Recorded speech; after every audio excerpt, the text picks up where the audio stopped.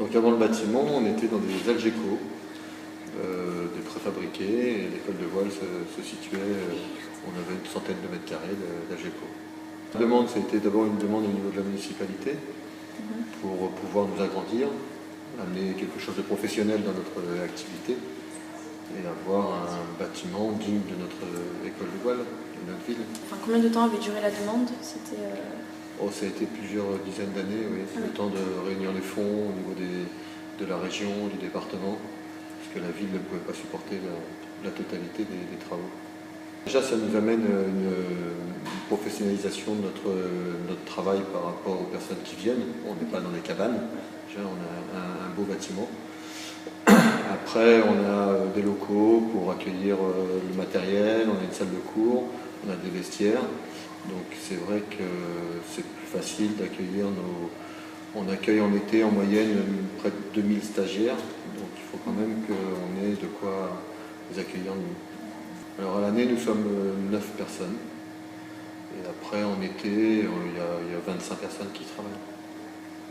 Les locaux ont été déménagés au stade de Ferrari, qui est juste en face de l'île de Bain d'Or. Et d'ailleurs, les locaux ils sont toujours là-bas, les Algeco sont toujours là-bas. Donc on a fait un an à cet endroit.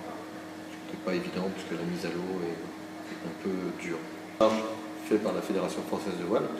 Donc je pense qu'il y a répondu dans la mesure où il avait quand même son idée de faire un vaisseau, un paquebot.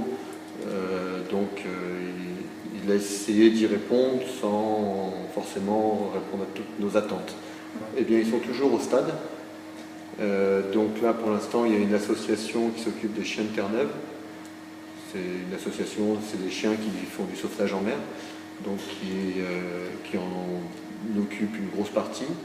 Et il y a une autre partie qui est prise par une association qui s'occupe de kayak. Il est vrai qu'on a eu, grâce à ce bâtiment, on a eu quand même une possibilité de se développer beaucoup plus, d'acheter du matériel, parce qu'il y a eu un plan voile avec le département. Et ça nous a permis d'investir beaucoup dans le matériel, ce que n'ont pas forcément fait les autres structures des environs.